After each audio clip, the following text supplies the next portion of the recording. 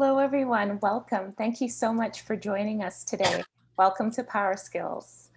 If you are joining us for another session, you've already been with us since yesterday, please kindly let us know where you're tuning in from in the chat. We always love to find out where you guys are all are presently in this point in time. Let me take a look, see what's happening.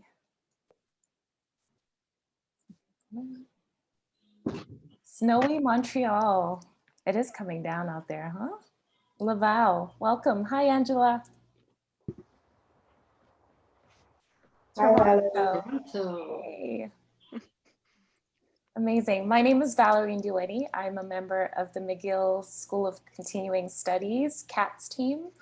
The full name is Career Advising and Transition Services. It is a pleasure to welcome you today as we talk about bouncing back.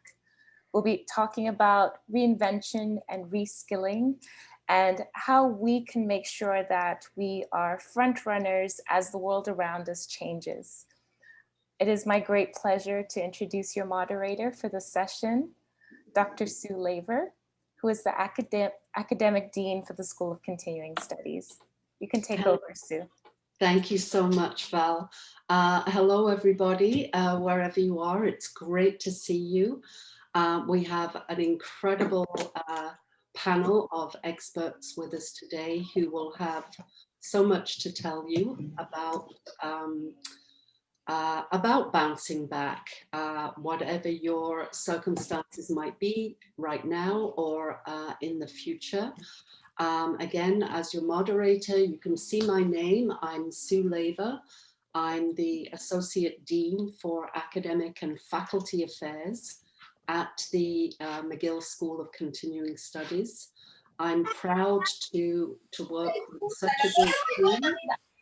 And yes, if I could just ask everybody to mute themselves for now, that would be great.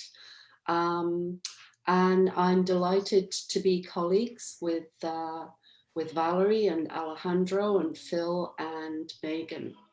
I'm the least interesting person here, so I won't talk for too much longer. And we will just to talk about the format of the session today. We do have a number of prepared questions. No, I can't. And we will start with those questions. Oh, what time? At night time? Yeah. After dinner. Just a bit of housekeeping. Somebody has their microphone open and we can hear everything. Okay. All right, great. Thank you so much. So we will start off by asking some broad questions, some broad open questions for all of our panelists. But please do feel free to write questions in the chat or raise your hand if you have a question or a comment as we're proceeding along. And otherwise, it would be great if you could only unmute yourselves if you have a comment or a question. Okay, so those are our housekeeping rules. And without further ado, let's start this session. I'm going to open with a question that I'll pose to all of our panelists. One of the harsh realities of COVID-19 is that many people have lost. Patricia, could you please mute yourself? Sure. Thank you. Many people have lost their jobs or businesses as a result of the pandemic. And as veteran bounces back, I'm wondering what are some of the most important pointers that you can give at this time for reinvention or reskilling for those who are, for one reason or another, out of work or seeking new employment opportunities or wondering about the future of their business. So it's a broad question, and I open it up. Who would like to go first? I'd be happy to start. Thank you, Meaghan. Yes. So I actually have 2 pointers, and they might actually seem kind of contradictory, but I feel that they need to happen at some time together in order to get the most out of this new landscape. And the first and foremost is it's important to breathe, to practice self-care, to get help if you need it, to forgive yourself, to be empathetic towards yourself, to realize that 2020 was not your fault. And that sounds really that sounds almost silly, but I'm personally a very high achieving person. I'm always trying to do lots of things, and then everything just kind of crashed for me in March, and it took a while for it to pick back up.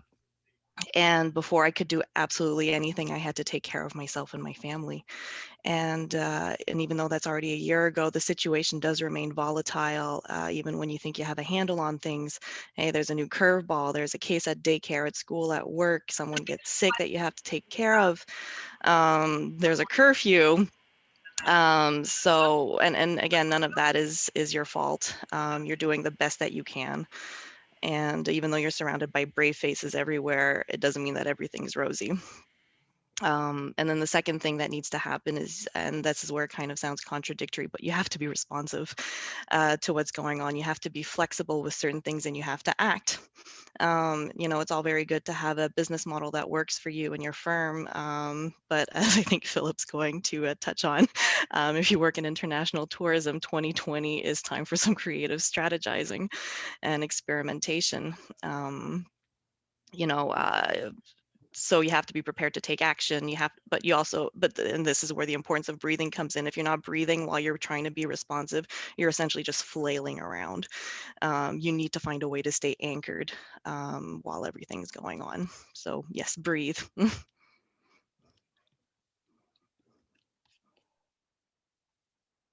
Well, I guess, well, I take it then. Yes. Yeah, I could add to that. Everything needs a bit of analysis to have a clearer picture of what you're doing. There's some shock value in when times change. There's things happen very quickly, and you have to react to it. And in this case, we have to react to an awful lot of things, and we have to be caring. And we're looking after other people and ourselves. So I think I try to look at things like nothing's the end of the world except the end of the world. And what we really have to do is try to analyze the situation we're in at the moment. You need a plan, especially, you even need a plan when you're on vacation doing nothing, right? So you're trying to structure something or get out of a bad scenario, you have to start by looking at yourself. And a SWOT analysis, which is strengths, weaknesses, opportunities, and threats, is commonly used in business, but I found in my entrepreneurial career, where I still haven't decided what I'm going to do next, one thing to another. Entrepreneurship is a lifestyle, not a job.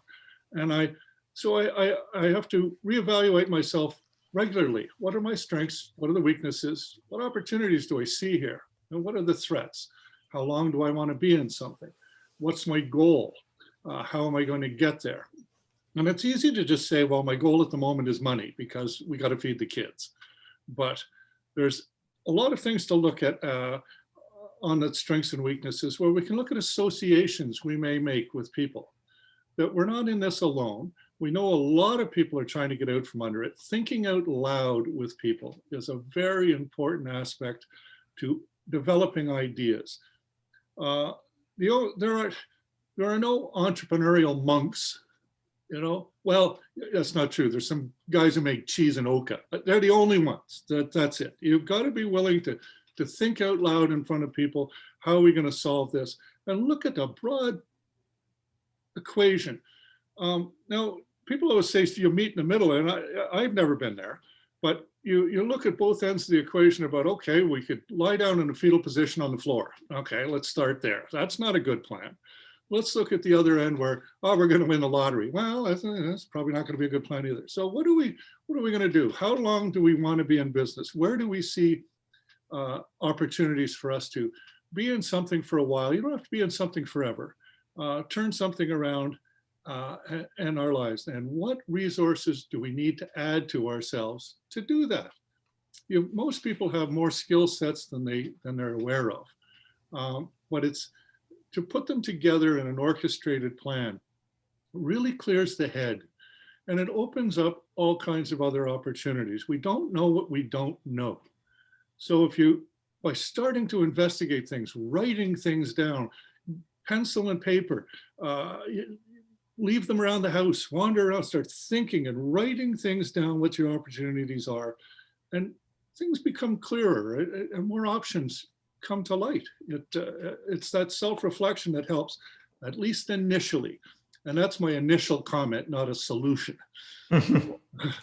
So, Alejandro? Yeah, well, definitely for me, the topic that you mentioned about planning resonates with me, because I think that right now we need to plan. Definitely, we need to see ourselves in maybe 1 year, 1.5 years. That will take time, that will take resources. But if you know where you want to get, you can start making changes, you can start taking courses, you can start preparing for that moment. Now, one thing that I will add to these plans is also make plans, but be flexible. Maybe once you start executing the plan, you realize that maybe that was not the right plan. And maybe you need to make some adjustments. And maybe COVID will throw a few curveballs that you need to accommodate in your plan. So my recommendation, connection to plans, yes, definitely create a plan, but don't stress too much if everything not happens as you expected. Be prepared to make changes. So I would add to make flexible plans, because likely, as we will see, well, we cannot predict the future. We cannot predict where we're going to be in 6 months. So be ready to accommodate new changes, and connection to these potential new changes, I would say be optimistic. Because if you think that this will end or this will become a reality that will open opportunities, you can see it from a different perspective. And you can see it that also this kind of situation, us being remote, us being disconnected, also opens opportunities, like us being here. This wasn't possible before, although the technologies were there, we didn't really have the mindset.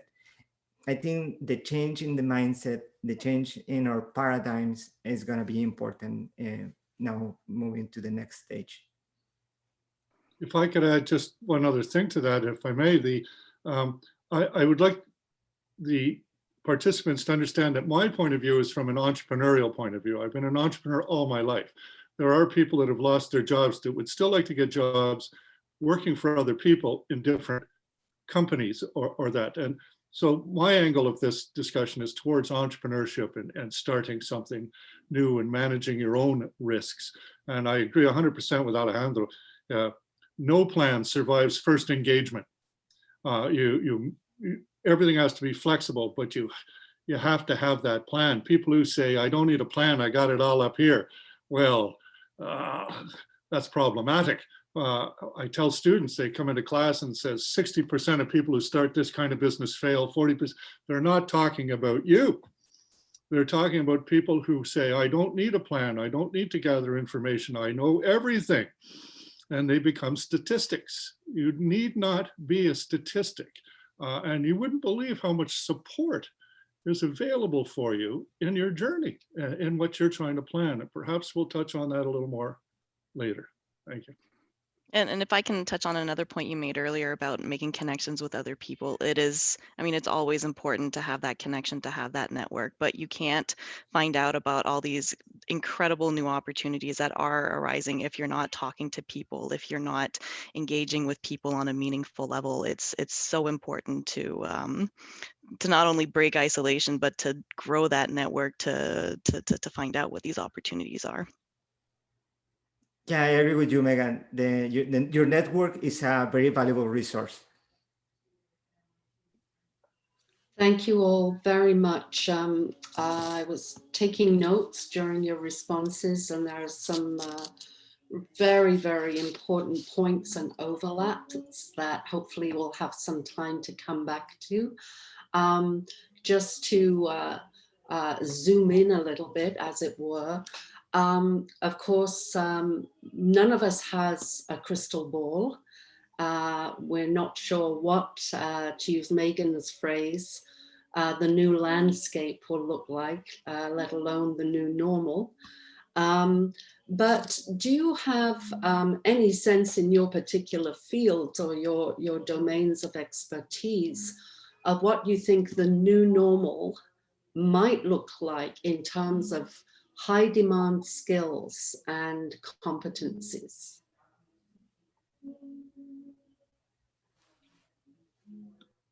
I could get the ball rolling again. This will be my briefer response, but I think broadly the pandemic, what it's done is it's accelerated a lot of existing trends. So especially everything in relation to IT and technology. And not only in terms of working remotely, but also in terms of there's a new urgency for deliverables, for productivity, for turnaround. If you want to seize those new opportunities, sometimes you really got to act on them fast because they might be gone in a couple of days. So there's that. But I think it's also placed a new emphasis on soft skills, on profoundly human skills like creativity and problem solving and interpersonal skills. And what's interesting is that as much as technology has been touted as an answer to our problems, and especially after the 2008 fiscal crisis, there's this huge investments in ITs, and there's a lot of jobs that were lost because of replacements by new autonomous new technologies and everything. And this will happen again. This is already starting to happen, and this is likely going to happen again. And then the answer to that, it does come down to, we have to focus on a lot of our profoundly human capabilities, on our empathy, on our creativity, problem solving. These aren't things that AI can do.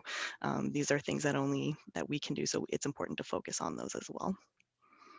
Yep, I agree with Meaghan, absolutely. The hard skills on the IT side right now are in very high demand: data science, software development, and basically anything that is related to producing something with software. Soft skills right now you have to communicate across locations. So I think that in the future, if you have the skills to manage projects that are in multi time zones, multi-cultures, multi-environments, it's going to be very valuable. And we like it or not, Zoom and all these technologies are helpful, but they are not the panacea. So they also create some challenges. So people that can manage those challenges, that can create organizations using these technologies, that can create communities using these technologies, are going to be very valuable for organizations. I see the world of working from home becoming more and more popular, not only by demand of people wanting to work at home, but from unnecessary real estate, where you're paying huge prices for real estate that you occupy at best Monday to Friday, from 9 to 5. And there's some consequences to this. I taught a course last semester, and one of the, I thought it went fairly well, and so did the students, but you're missing that interaction where you look around in the classroom and say, well, what do you think? And what do you think? And the same sort of thing happens in the consulting work I'm doing on Teams like Zoom, that you can't stick your head in somebody's office and go, how are you doing? Here's what I got a moment. And there's an awful lot of things that happen in an office, in those dynamics, in what's really happening in that interaction in that short space. And I think what I've been trying to get from some people I'm working with is just what both Meaghan and Alejandro said, is the communication skills. I think people should reevaluate how they communicate with email, how they structure sentences, how leadership isn't what you say, it's what the other person hears. And if we're going to take one of the elements of the physical interaction out of play, then I think we have to enhance some of our other skills to take advantage of the opportunities that are being developed in IT and AI. And that how do we communicate with each other better? more efficiently, with trying to put things together with the least possibility of being misunderstood. And that becomes important because otherwise you get into these chains of emails that, well, they're not productive and they're annoying. and so we can add something into our environment that we didn't, unintended consequences. But I think that one of the things that will change, I hope, is that people will take advantage of things like McGill has a course in creative writing or writing letters or communicating, taking leadership skills that would be adapted for our online world. If the world's going to change, what do we need to, how do we get to be better players? If the instruments of the game are changing, then let's learn how to use them better. And I think it's worth people doing that. Everybody says, oh, well, they're tech savvy. And a lot of young people say that, but that's not the same thing as clearly communicating a thought. And that seems to me that if you're able to do that, you will make yourself more valuable in a company or in your workplace. I think communication skills will be key. If I might just add a point here, Phil. I am the former director of the McGill Writing Center, 10 years. I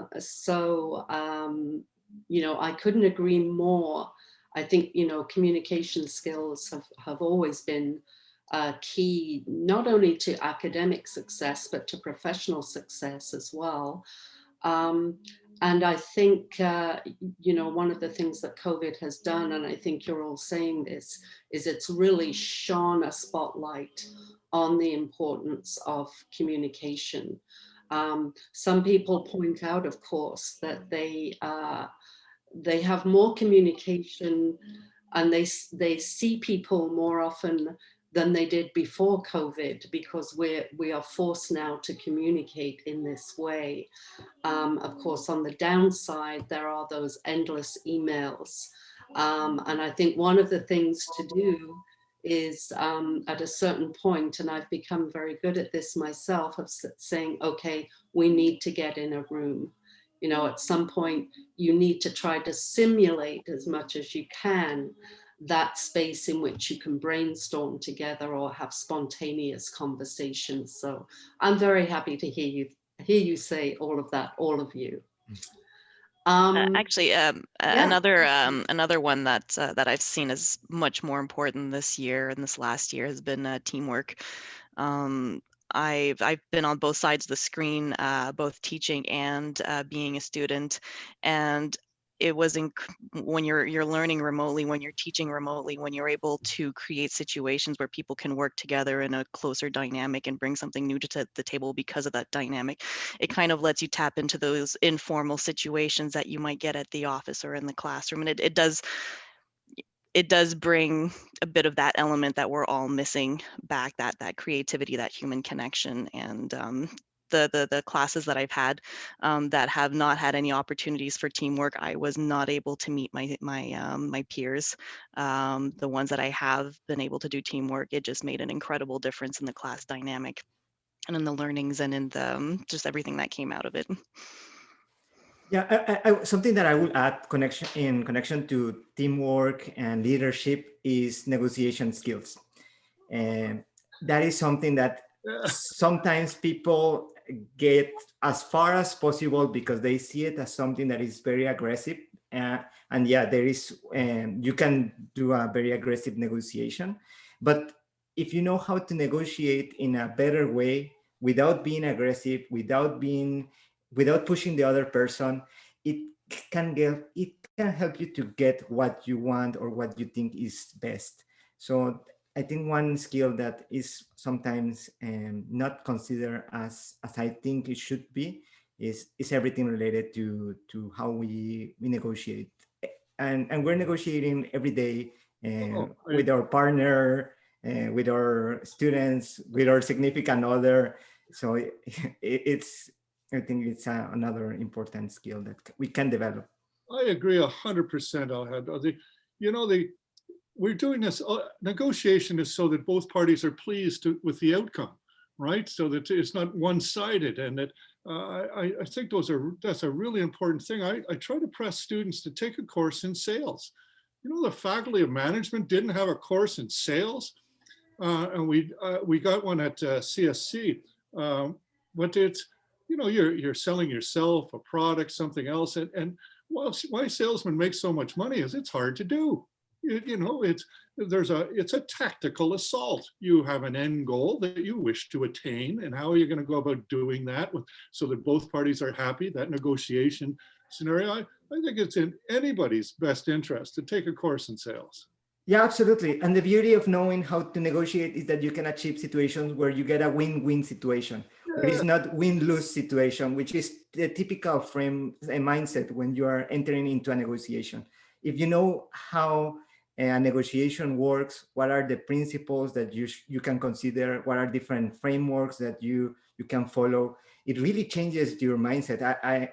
To be honest, I took my first negotiation course very late in my life, I believe. I took it when I was doing my PhD, and because it had a master before, so I took the master too. So I was surprised about how many things you don't consider when you're negotiating something.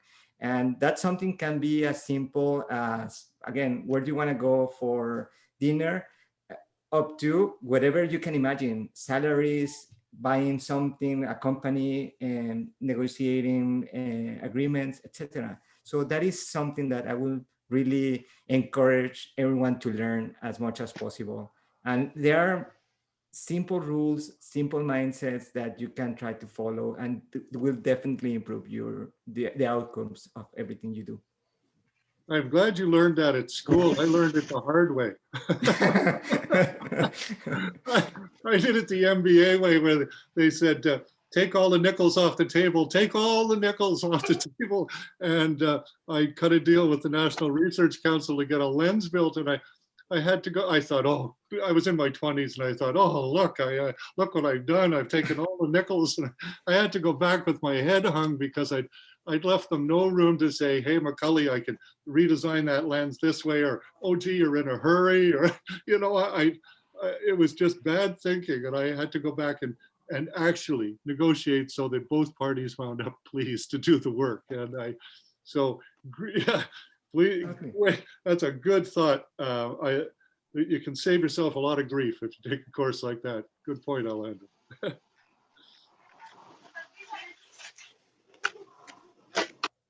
Sorry, I was muted there. Yeah, so there are a couple of comments in the chat. People seem to be responding quite strongly to this idea of the importance of negotiation skills in both our personal and our professional lives. I think you might have responded to both of them.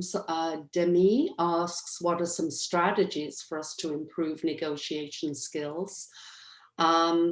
And then Alison asks, how should we define, build, and nurture negotiation skills? So I think, you know, I like Phil's idea of, you know, taking a sales course, and Alejandro mentioned, you know, taking a negotiation skills course. Are there other ways that people can nurture their negotiation skills? You also talked about, you know, having a framework around negotiation that is win-win rather than win-lose.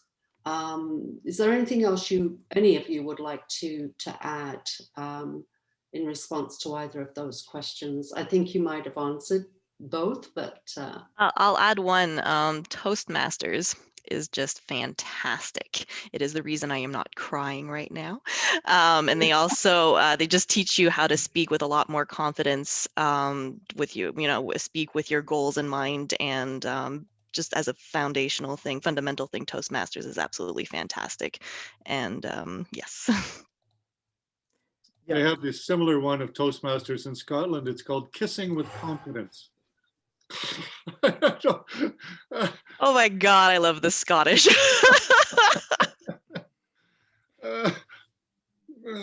Yeah, I would add to additionally to books, Toastmasters, well, courses. I mentioned one book that I would recommend is Bargaining for Advantage. I shared the name of the book in the chat. I think that is a good intro to negotiations. So that could also be a good, interesting source. Thank you very much for that, recommendation, Alejandro.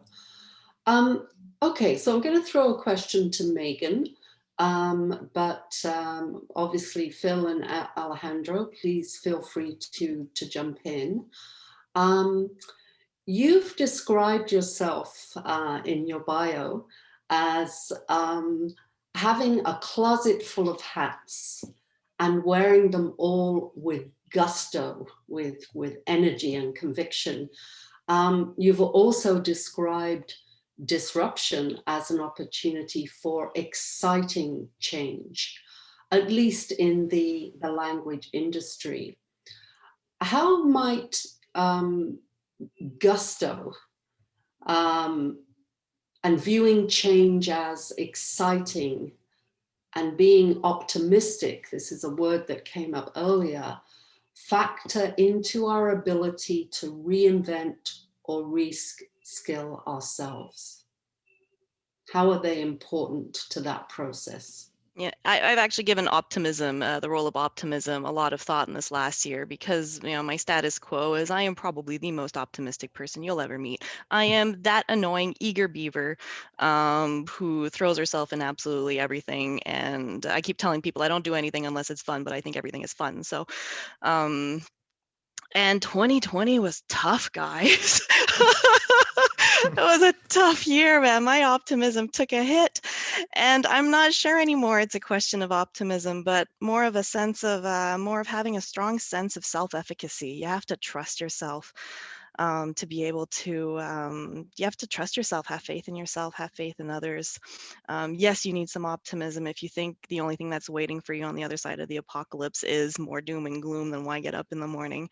But I have a much more tapered optimism now. And I think that's completely fine. I don't want to see another rainbow. I'm sick of rainbows. But at the same time, I'm still throwing myself in absolutely everything, despite the year I've had, because I have confidence in myself. I'm not so yes, optimism. You don't want to, you know, glass half empty. There's room for glass half empty sometimes. That's sometimes the reality of it. Yeah, maybe that's not the answer that you would hope I'd give, but it's that's where I'm at right now, and I think it's fine. I'm also in another class, in a class I was teaching last summer, like I was there and I was like, okay, and it was on about disruption, managing disruption in the language industry, both technological disruption, because there's been a lot, as well as, you know, the COVID disruption. And one of the first days I was up there and I was doing my spiel and there's opportunities and everything's going to be fantastic. And then someone was like, well, you know, sometimes people can't deal with optimism right now. You know what? That's really fair.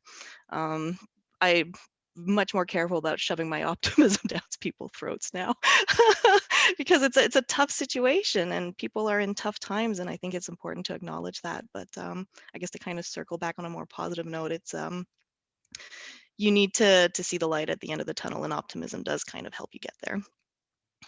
So yes, that's my answer. I would hate to see you muzzled by your optimism, muzzled by someone who didn't understand the difference between that and your empathy or compassion for the position that they're in. I think it's very difficult to be involved in a team or work with people if it's not optimistic. As Alejandro said, your plans change. So, you know, you become comfortable with the ambiguity of the moment, and that's covered by optimism. We'll change, we'll pivot, we'll change, we're moving forward, keep moving forward. If you quit, you lose. So if it's not you bringing optimism, if the group decides it's not going to be optimistic, well, close the doors. Oh yeah, you definitely, you have to, you can't get stuck in the doom and gloom, but I think that what I'm trying to say is optimism is important, but not, and maybe it's because I'm optimistic in the extreme usually, but it's important not to let optimism, smush out other people's realities at the moment. It's important not to let optimism, blanket out very tough realities at the moment. It's important to acknowledge those parts as well. Well, I agree. Ultimately, you can't lead if you're not providing a good direction. You can't lead if you can't inspire people. You can't help raise people up if you don't have that strong vision for a better future. I would like, yeah, I definitely agree with you too.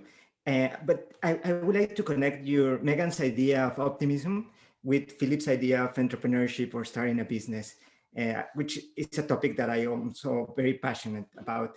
And I think for entrepreneurs, starting a business in a pandemic is difficult, but it's also difficult to start a business when we're not in a pandemic. So if when you're starting a business, you need to be optimistic about the outcome. So what happens is now you need to also consider what are the opportunities that are being created or are happening because of the pandemic or because of COVID. But that is just another factor that you have to consider when you are starting a business. Because if you are not optimistic, even without the pandemic, if you don't believe that when you start the business you're going to succeed, you were not going to start it without the pandemic. So that doesn't change for the entrepreneur. The entrepreneur needs to want to start something and needs to believe that that something is going to be successful, and he or she will do the best to make it possible. So I think that we need to stay optimistic, although I agree with you that sometimes, some days it's fine to be not okay.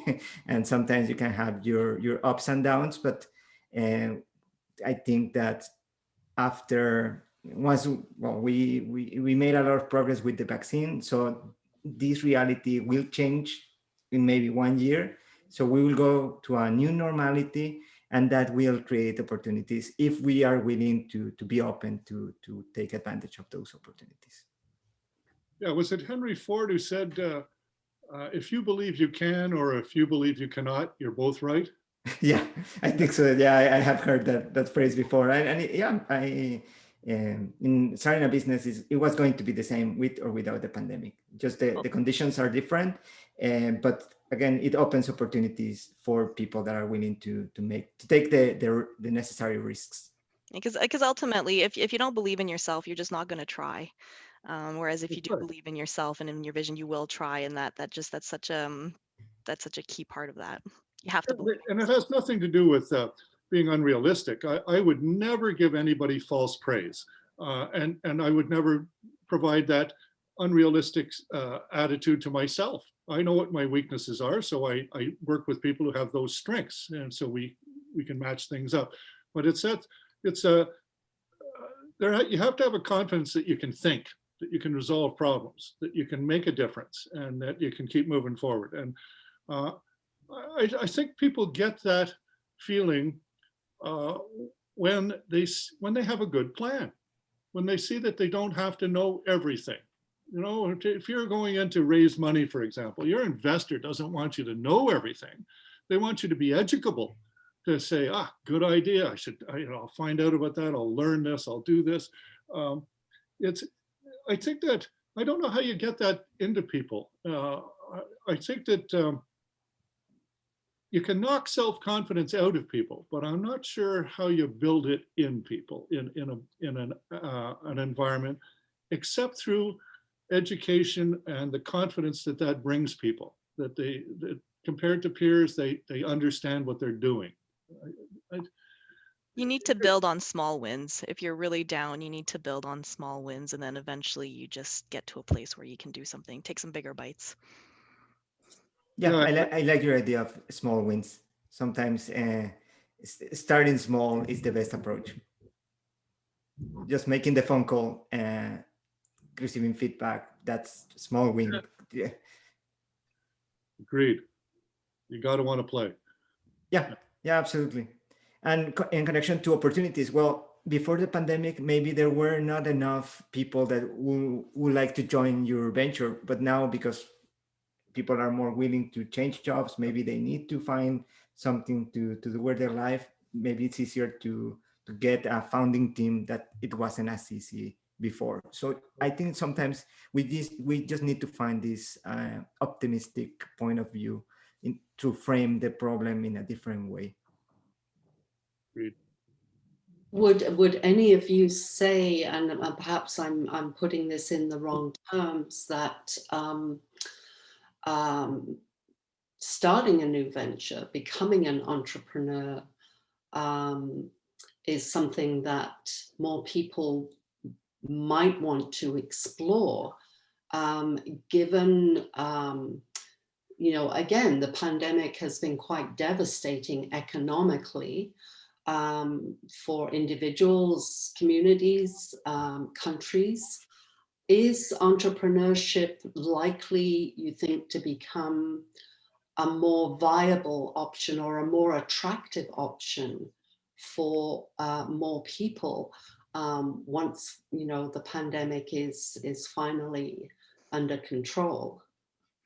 Yeah, I believe so. Absolutely. I believe entrepreneurship is the way forward for a lot of people. And it's a positive thing because, again, you can create more value. You can really start doing other kinds of business models, other kinds of product services.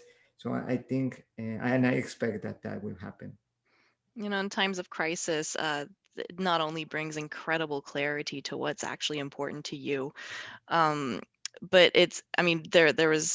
everybody had such this huge sense of loss of control, especially during the first lockdown. And entrepreneurship is a way to kind of take control back over your life in some way. And I know so many people who use this opportunity of reflection, of needing more control, to either leave their jobs or to not look for something else after losing them, to focus on this dream that they had, and they're pursuing it. And it's so absolutely inspirational to see this going on.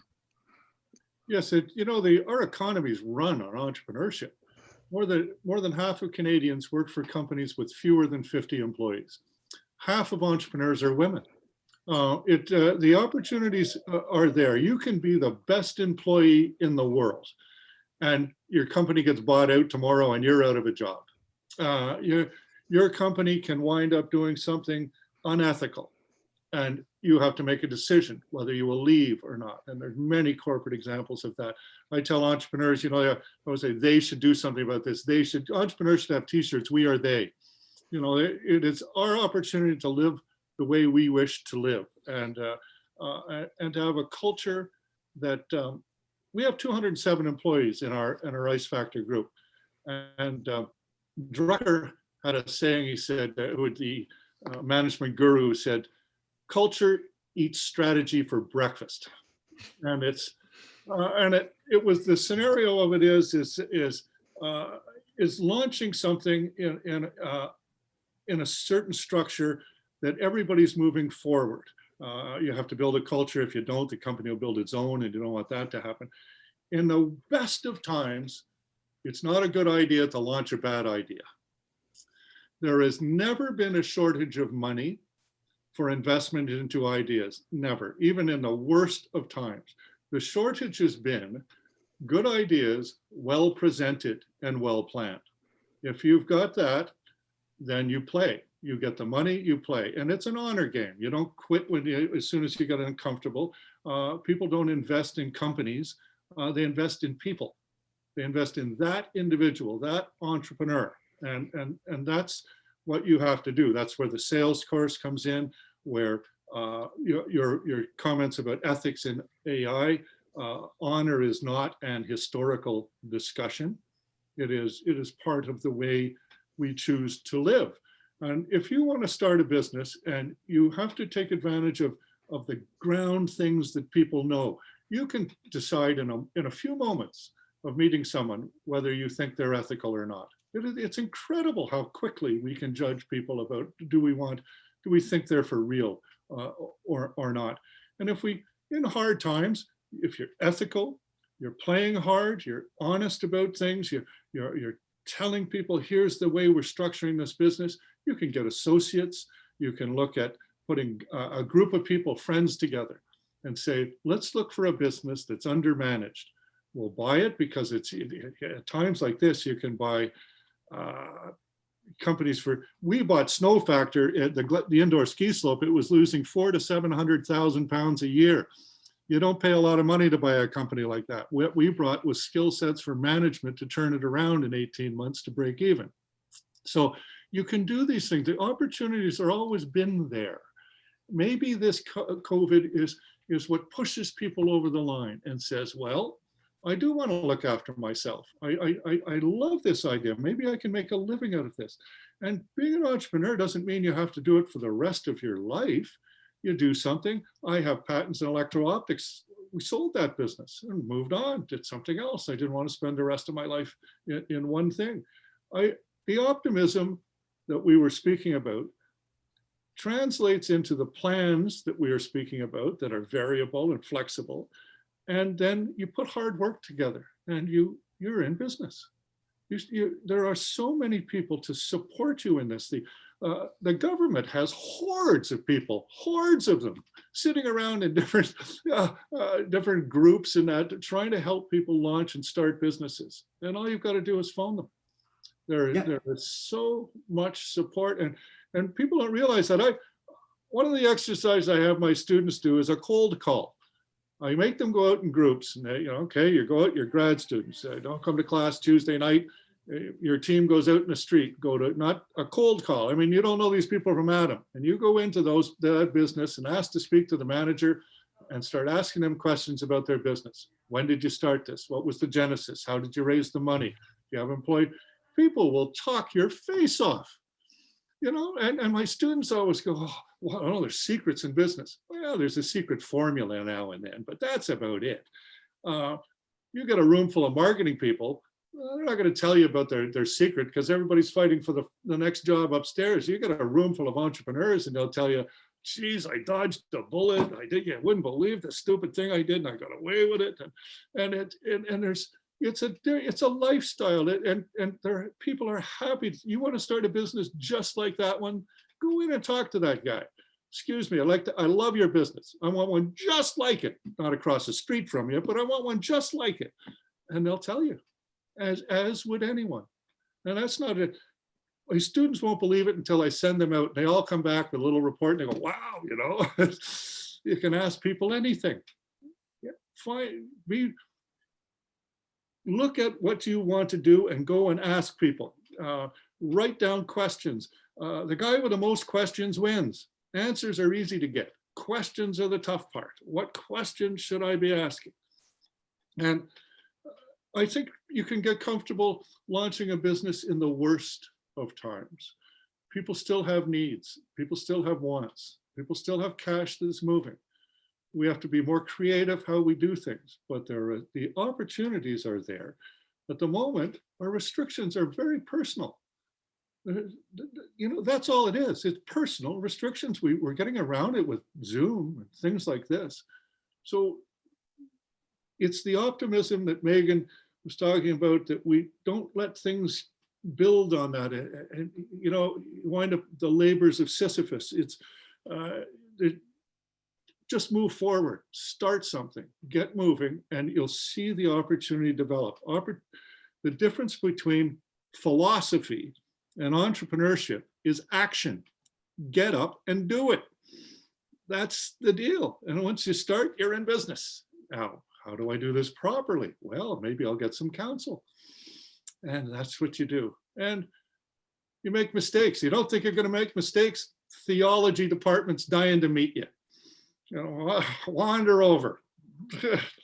It's just play. Just make a good plan and get at it. That's my enthusiastic approach.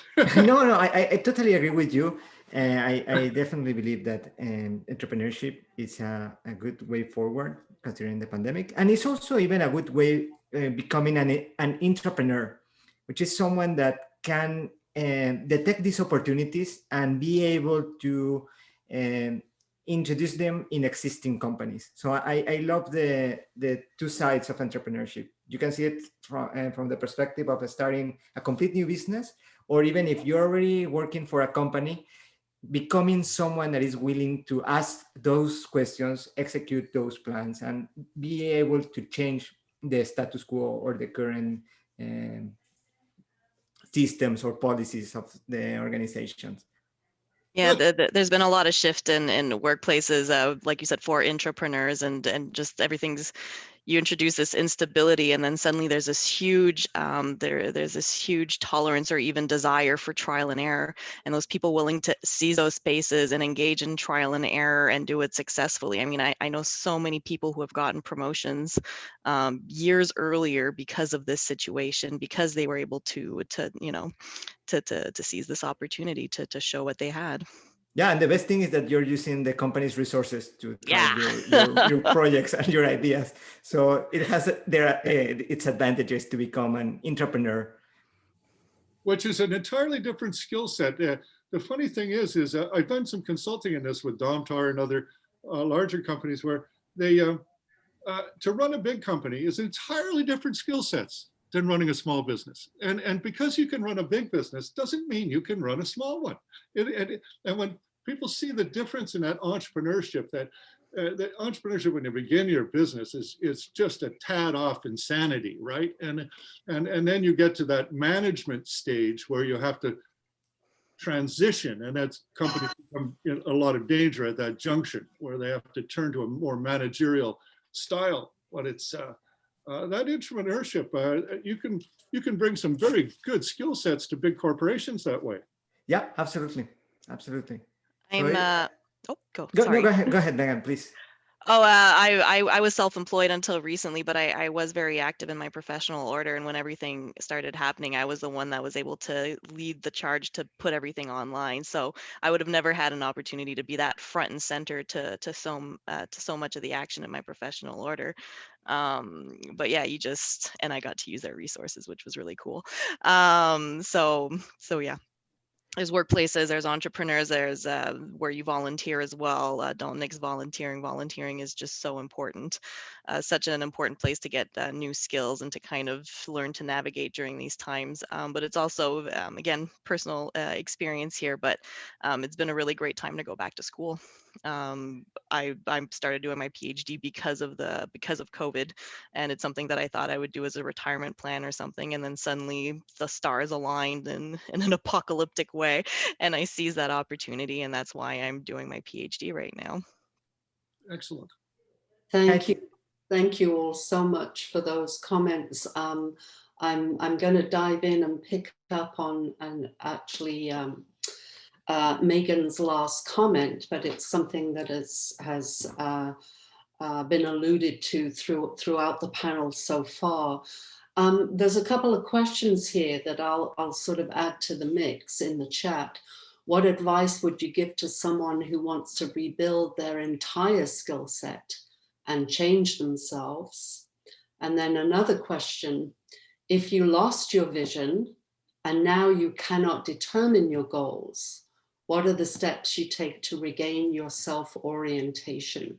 So I throw those two questions out there, but I'd like to sort of frame in the mix.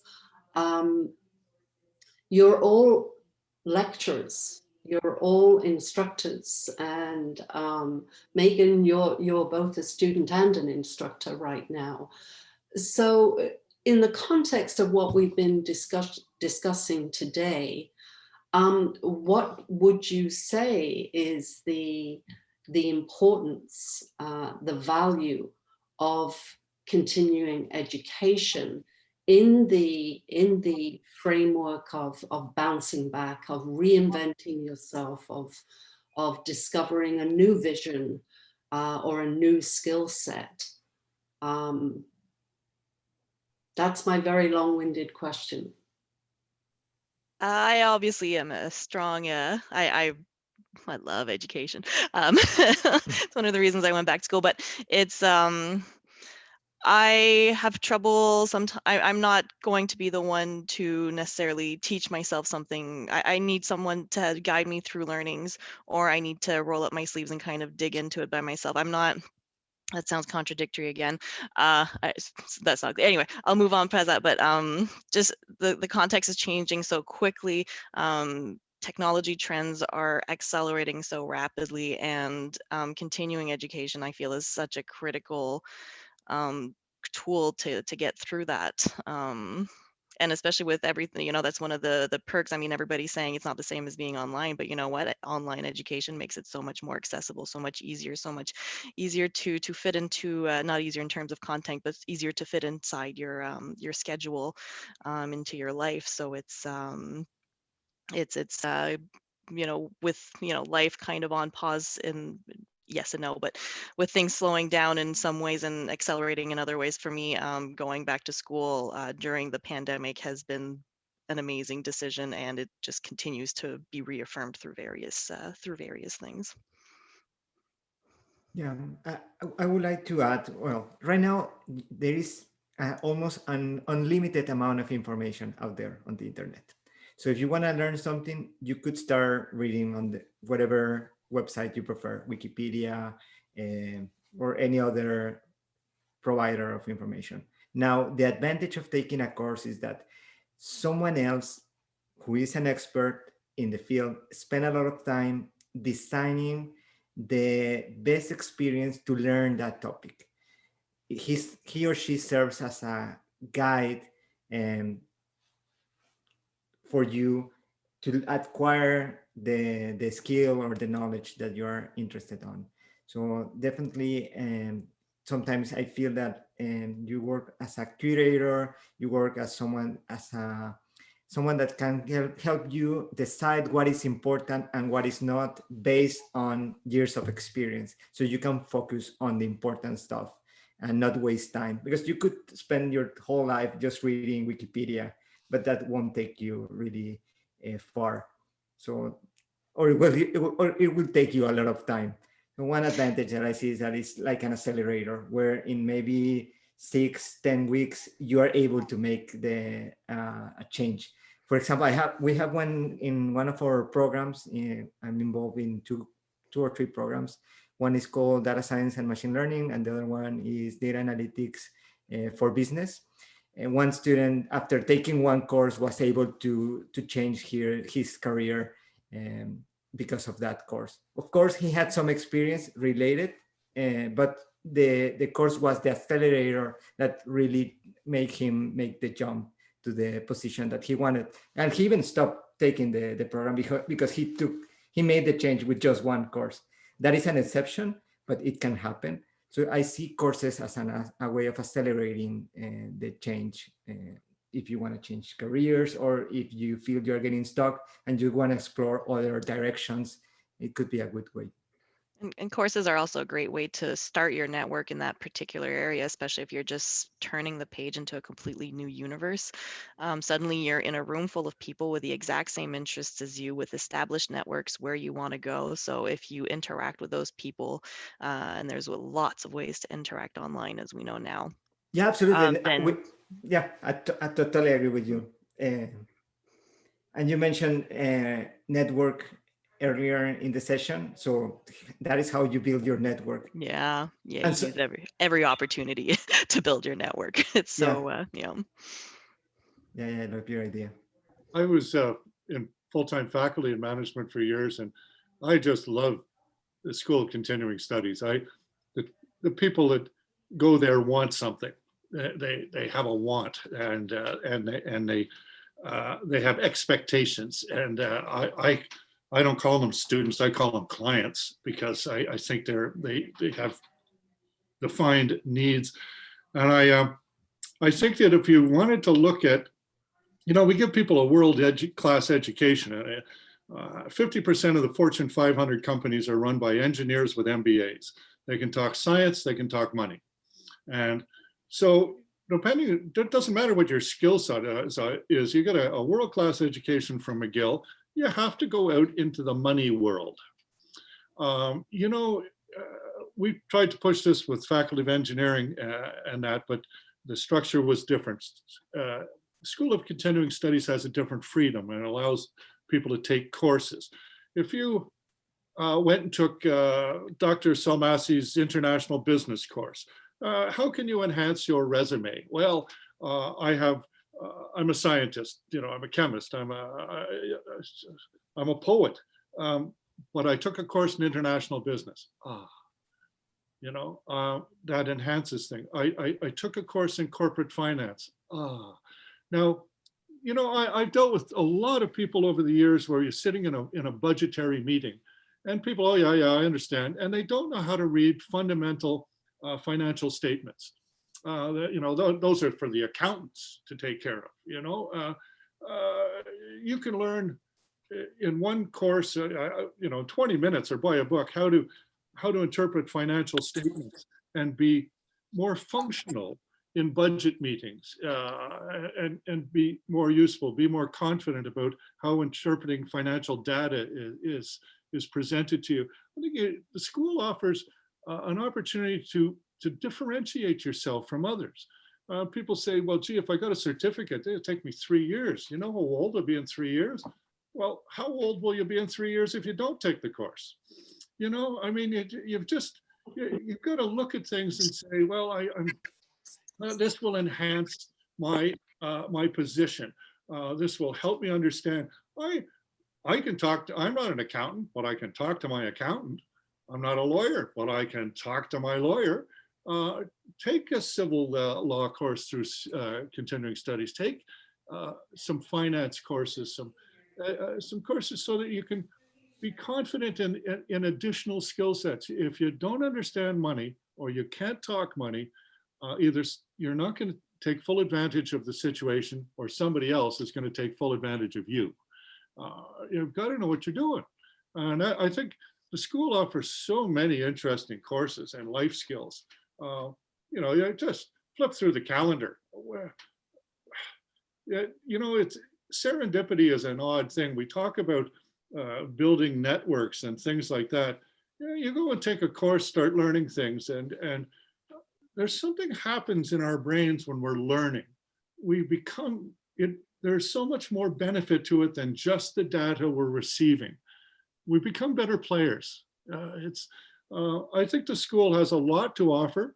I think you should cherry pick courses when you can, take certificates when you can, diplomas, and that goes back to enhancing your optimism, to helping you build plans, to looking at plans that you may have to and go, it's not the right time for this plan, or I evaluated that, I've looked at it clearly, that's not going to work. That's also part of planning, is deciding what boat you're going to get on.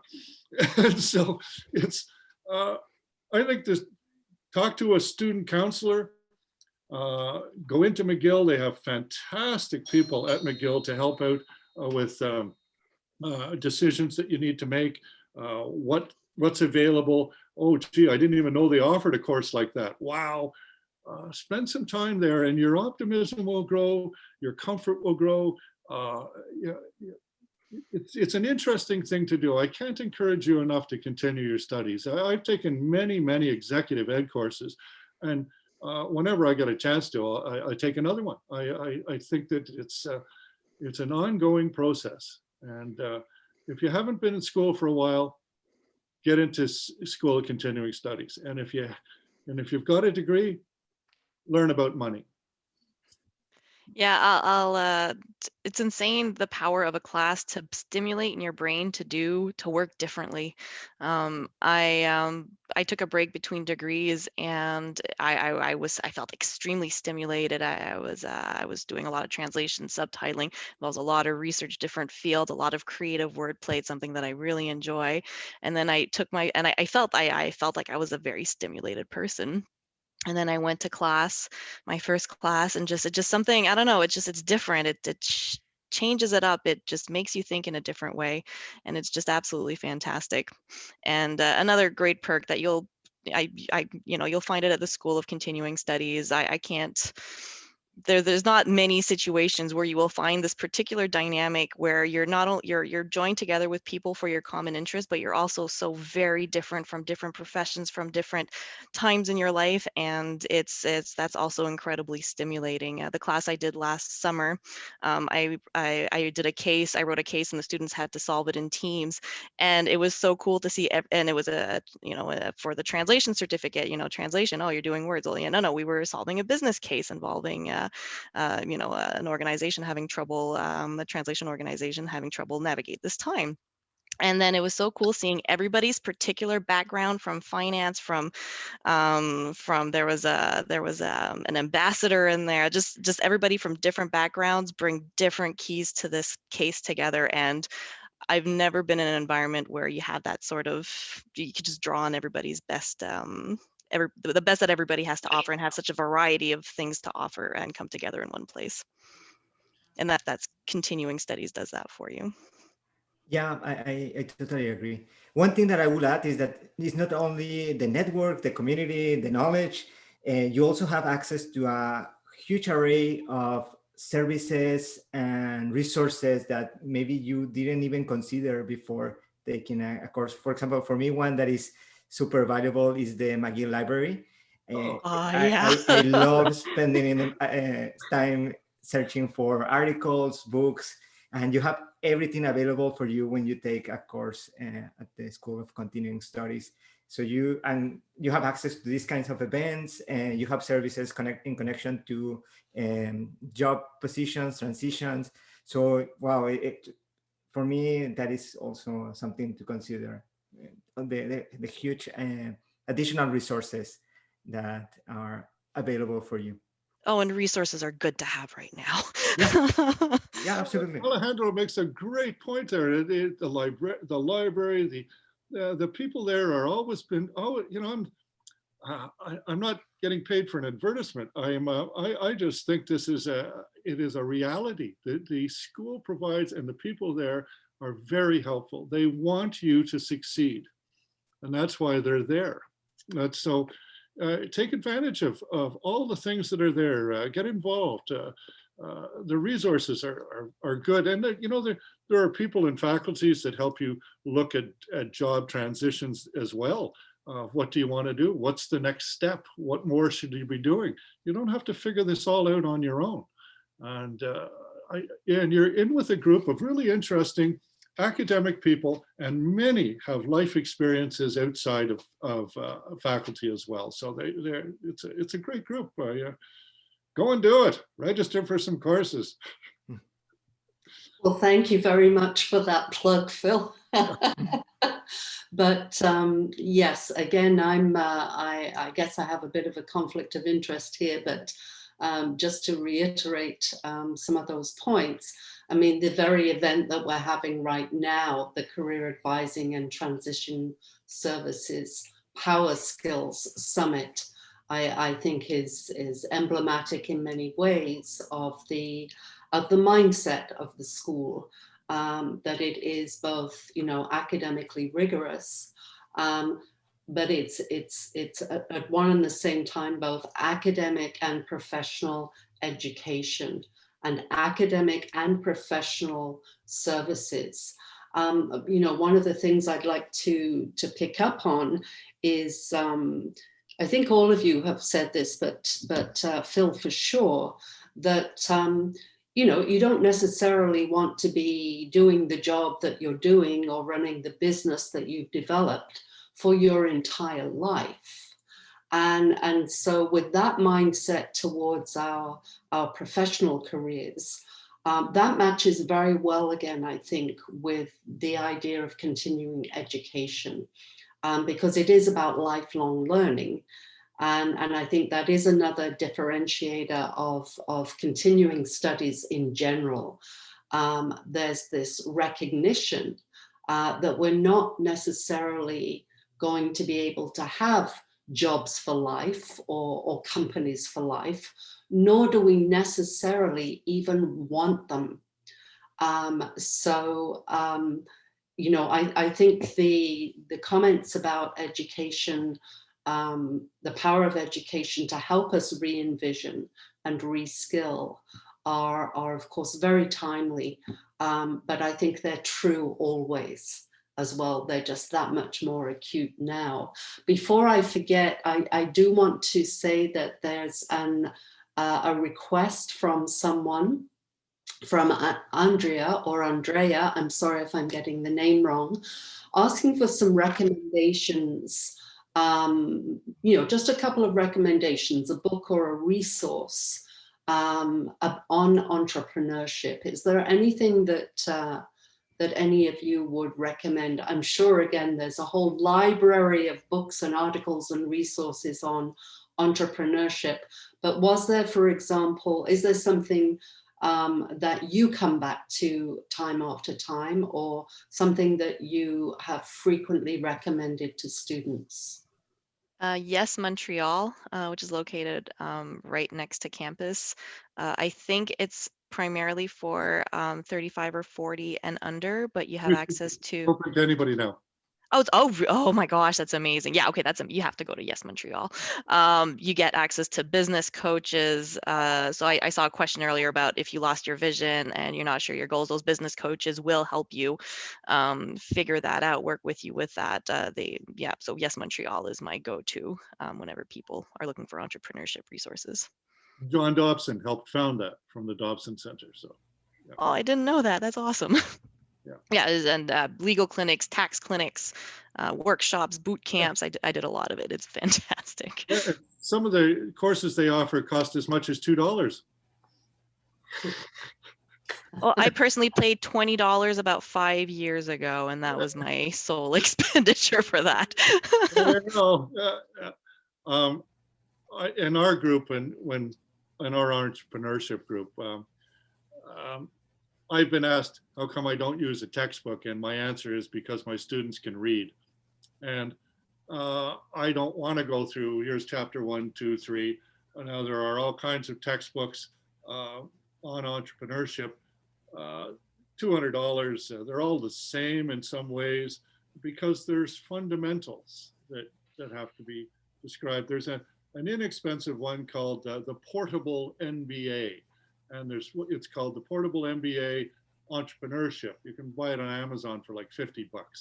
And that gives you enough of an information to go, wow, I need to know a bit more about this, or I need to know a bit more about that.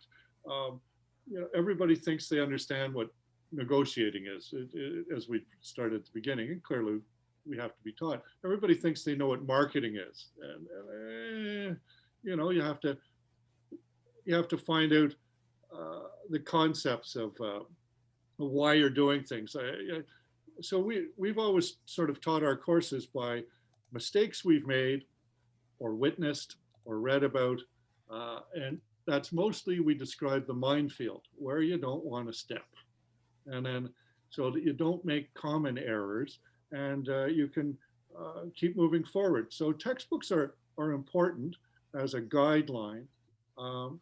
But I think it's the actual going through a course makes a difference in what you learn. So a textbook, I used to like going into the bookstores, university bookstores, and just going in and looking around. Well, who's doing what? Oh, a book on geology. I don't know anything about geology. Maybe I could buy that textbook and have a peek at that. And there's start looking around. The world doesn't begin and end on Google. There's the libraries are, again, the librarians are fantastic people. You can go in and speak to them and say, I'm in this kind of field and I'm looking for entrepreneurship. What do you think? And they can talk to you about magazines, about Harvard Business Review, which is, I've never picked up a copy of Harvard Business Review and said, there's nothing in here I want to read. And these are all available to you as McGill students. You can go online, you can get all kinds of management magazines. You get I think for $90, you can get The Economist for a year. There's all kinds of good materials available to you. And if you're not sure what to do, go to the library, ask them. They'll give you a hand. Yeah, I totally agree.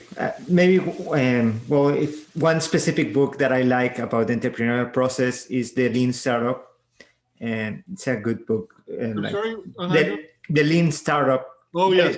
That is just a book that you can read late at night before you go to bed to get some ideas, to get things moving.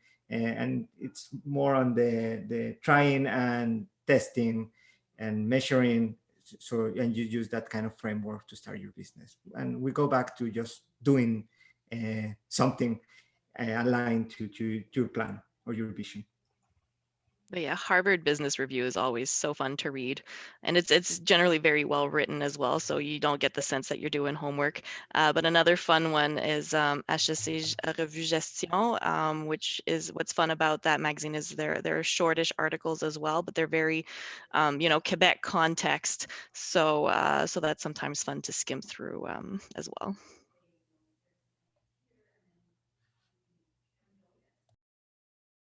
Yeah, I sometimes, when you see resumes that people have and it says hobbies and it says, I like to read, and it always makes me laugh. Well, I hope so. Yeah, pick up a book. So we have about, let me see if I can do my math, about 14 minutes left. That's 1-4. I would like to encourage other participants in this event to perhaps pose other questions that we might throw out to our panelists before we close up this session and bounce back to our other lives. Just a reminder, you might have some specific questions about professions or industries. Meaghan can talk about ethical AI and machine translation. Alejandro, data science and business analytics. Phil is our entrepreneurial expert and is also a business consultant. Anybody out there would like to ask a specific question about becoming a business consultant, perhaps, or becoming a translator, or what the prospects are? How can perhaps data analytics actually help us re-envision ourselves or reinvent ourselves? Personally, data analytics is like whenever I have time to take a, it's on my to take list, a data analytics class. It seems so cool and so useful, obviously. Yeah, it's very valuable, and it's a great way to understand data better and produce estimations. It's very valuable for existing businesses, and it's a good way to also find new opportunities, because with data you can produce other kinds of products or services. Right now, data is at the core of every site we use, and it's gonna continue being very important. It's called the new oil for companies. It needs to be transformed, it needs to be processed, but it's very valuable. Thank you, Alejandro. Christian has a question which I will pose to Phil. When you're first attempting to begin a consulting business, how do you go about finding leads and potential customers? Well, when I started out in business, lasers were just the new thing, by the way, and they were called the solution looking for a problem, and it was just sort of a neat trick that people had figured out how to do to collimate light. But then I got involved in drilling and cutting, and right at the beginning, machine chopping lasers. So I started doing consulting work, and the problem with that was there's a couple of problems with consulting and starting it. If you go out to speak to someone and you don't have a reputation, they want to know what you're going to do. You tell them what you're going to do, and they don't need you. So it takes a bit to to get those contracts. That now those do come along after a while. You get a couple, or you use them as references, and can I use your name as a reference, and you can get some work on that. The other downside to consulting, as I like it now, but it's not my only. I don't need it to feed the family. It's is that when you're doing consulting work, somebody says, well, I'm 90% finished. Well, of course you are. It's the 10% is always the tough part. It's the last part. Anybody can do the first 90%. It's the last part. So at the end of your consulting mission, you're spending all your time, getting the devil out of it. And then when it's over, you're unemployed.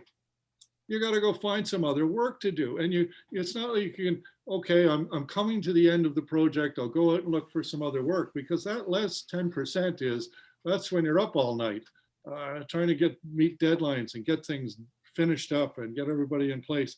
So it's on your own doing it. It can be difficult. One of the ways you could start it is there are consulting firms where you bring your expertise to them.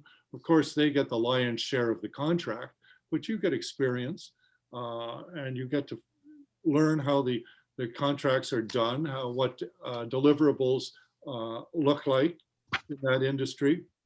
So you learn the protocols of presentation of the information, and then you could go out on your own after. So I think it's a difficult thing to start consulting off on your own. If you've got some people that you can talk to and give it a go, jump at it, take it for sure. You'll learn something from it, but it's a difficult road to start independently on your own to convince people that you have enough scar tissue in that industry to be actually able to consult them. That's a fantastic expression. And oh, yes, you need to be unmuted. Christian would like to ask a follow-up question. Is that possible, Valerie? I would like to say that it's 4:22. I've enabled the settings, so Christian should be able to unmute. Great. Thank you so much. Yeah, thanks, Phil, for the answer, and also thanks, Meaghan, for this link to the book that you sent to the chat. This might actually be a good question for everybody up here on the panel, which is the consulting I'd be most interested in is sort of AI data science consulting. That's the field I'm in currently.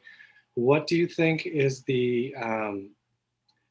how important do you think the PhD credential is to getting your sort of proving that you have some of that scar tissue in the field, and especially moving forward? Well, I know that data science right now has a bias towards PhD graduates or students, but I don't think it's gonna be the main trend in the future, because the skills you get during a PhD can be valuable, but are not necessarily the best fit for the industry. Because when you do a PhD, you really narrow it down to one specific focus in a whole range of topics, and you do research in just one specific point. So the skills are valuable, but in the future, again, it's not that most companies are going to have PhD data scientists. So maybe a master could be more valuable. And if you're looking for experience, well, definitely there are different projects, communities out there that are launching hackathons, challenges that you can participate without you having a PhD, and can help you build a portfolio or develop the practical experience. So I think if you're interested in doing a PhD, I wouldn't stop you, but just to become a data scientist, it wouldn't be my first reason why I would do a PhD. Thanks so much. I think Max has his hand up.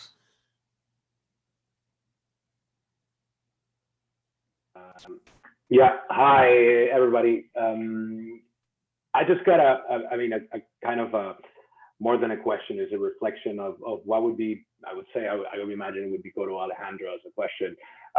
For someone, I don't personally have a background in technology. I'm however blessed to be born in the generation of cell phones in our hands, so I'm fairly comfortable with it. Yet I find it intimidating to, although I have a business background and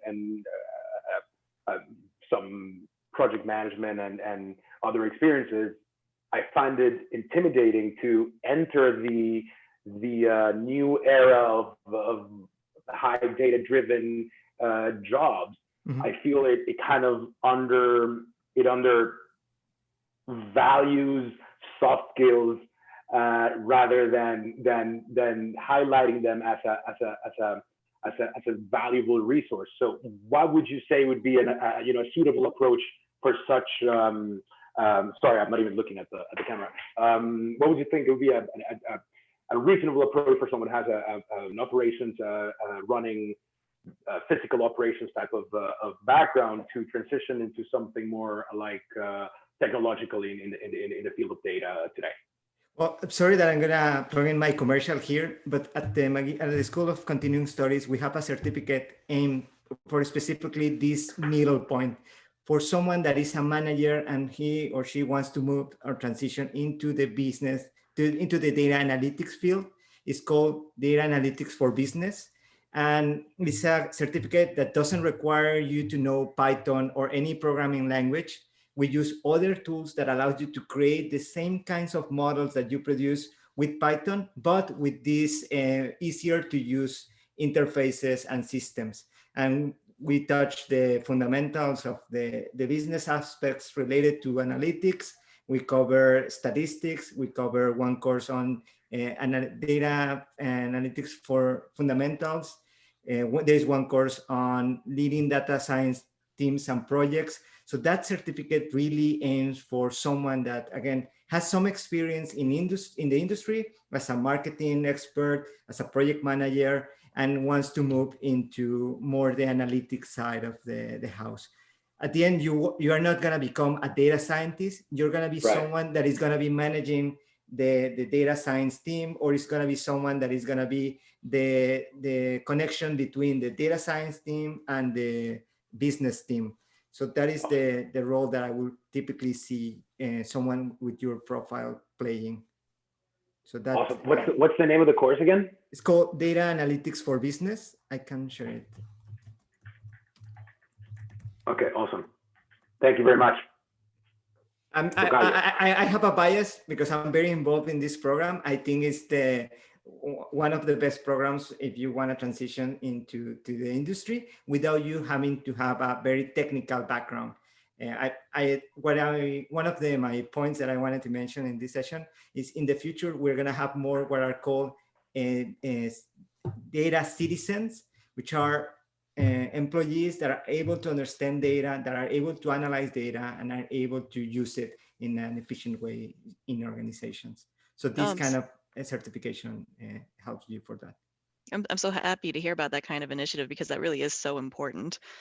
Just broadly speaking, every time this new technology or new reality comes around, the biggest blockage is, well, people don't understand it, so it's scary. And then so it's so important to, do your research, start to learn it, take a class if you have to, just to kind of, so it doesn't seem as scary anymore, so you can actually start to do something with it as opposed to just kind of try to get your head under the ground.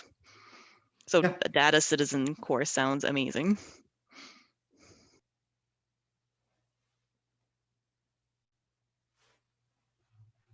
Thank you very much, Alejandro. Really appreciate your input, and I would definitely check out the course that you're advertising. Thank you. You're welcome. And Sue, you're on mute. Okay, sorry, I muted myself again. We're about a minute from closing up. I just did want to add another term here.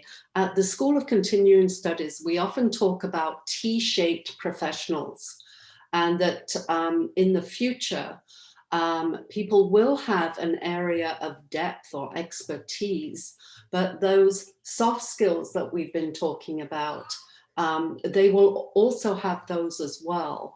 and that education for career development is going to involve creating opportunities for people who have multiple skill sets that are transferable to a wide variety of job profiles and positions.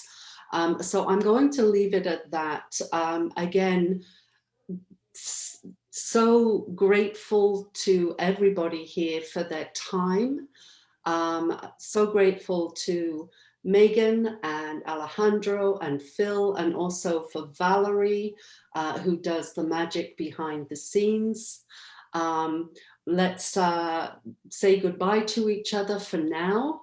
And I would just like to extend to everybody the hope that you will all bounce back, because you will all bounce back. And I hope that you'll take something away from here today that will help you with that. And I hope you leave with a spring in your step. Yes, bounce back, hashtag. Thank you so much. Been a pleasure. Thank you. Thank you, Sue. Thank you, Meaghan. Thank you, Philip. Thank you, everyone. Bye, everyone. Thanks for joining your this session. questions. Been a pleasure. Bye-bye.